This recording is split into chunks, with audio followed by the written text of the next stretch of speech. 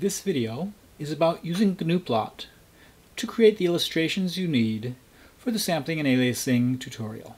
It corresponds to section 14.5 of Applied Analog Electronics.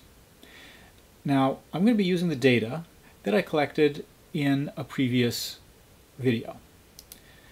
The way I'm going to be using this data is I'm going to be running Gnuplot with a script. Gnuplot can be either used interactively or with scripts. Interactive use can be useful for examining the data, for playing with it, for looking at, hey, I'm looking for a section that's got the right signal, looking for where's the part I have to cut out, what's the voltage range, any sorts of just looking at the data where you don't have a goal in mind specifically, but are exploring it. Then the interactive use can be quite handy. But once you've got an idea, I want this section, I want it displayed like this, it's better to use scripts, because then if you say, I want to tweak that a little bit, you can go and change it in the script, rerun it, and get just the thing you wanted. It's very hard if you've been doing things interactively to remember all the settings that you made, all the little things you tweaked along the way, and then reproduce it, because you might go, oh, I did all the other ones from 1 to 2 seconds, but this one I did from a ½ second to 1.5. Maybe I should do it from 1 to 2. It's hard to do if you've just done it interactively. So for things like creating the illustrations for a report, you probably want to do a script that you can tweak, change, and if things don't come out the way you want, you can fix just the little things that need to be changed and not have to remember all the different commands that you gave. Okay, so what are the things in this script? Well, I set a title up at the top. Here I've put it in a particular font. That's not necessary, but sometimes if your stuff isn't coming out the size you want or with the font you want, you can change that. I set the X label and the Y label using the same font. Here I did time in seconds on the X-axis and voltage on the Y-axis. That's what I was recording. I set some margins here, and again, you don't have to do that, but if things are getting clipped off or has too much white space around them, looking up, you can say help margins to Gnuplot to find out what these different numbers mean, and you can play around with that a little bit if you want to. The set key top center, again, this was done after I had created some stuff interactively to figure out what I wanted it to look like. I said, hey, it would look better if the legend for what the different lines mean was centered there at the top, so I put that in here. This one's important. Set style data lines. Data can be either done as individual discrete points, like a scatter diagram, or connected together with lines as if it was continuous data. And it's a bit tricky knowing which one to use. If you've got something where the data points are all very, very close together, then connecting them with lines gives you a nice continuous curve that's easy to read. If, on the other hand, your data points are widely spaced, then connecting with lines can be misleading. It can give you the impression that, hey, there's a nice set of values between here and here, when in fact none of those values were observed, just one point at the beginning, one point at the end. So you have to make a sort of ethical decision, what is the thing that's least likely to mislead my reader? If you put a lot of data points and it looks like a scatter diagram, but it's actually a continuous curve that's doing something like that, then it can be misleading to do it as separate points because people won't be able to see the continuous curve that really is there.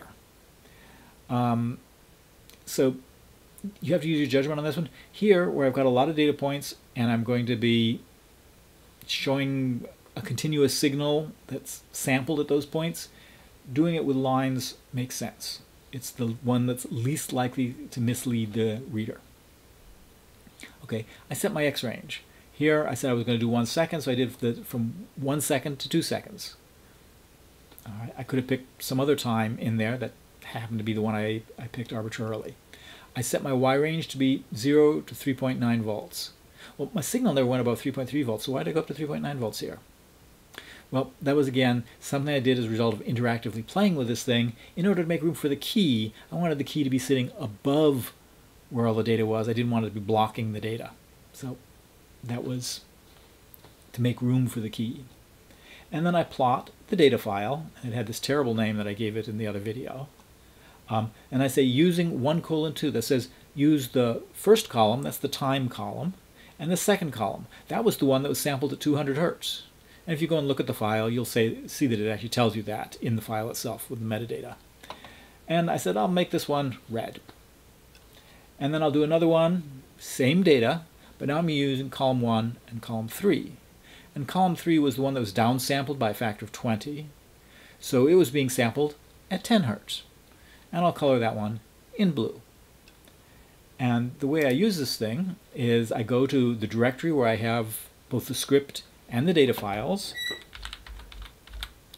I run Gnuplot, and then I load the script.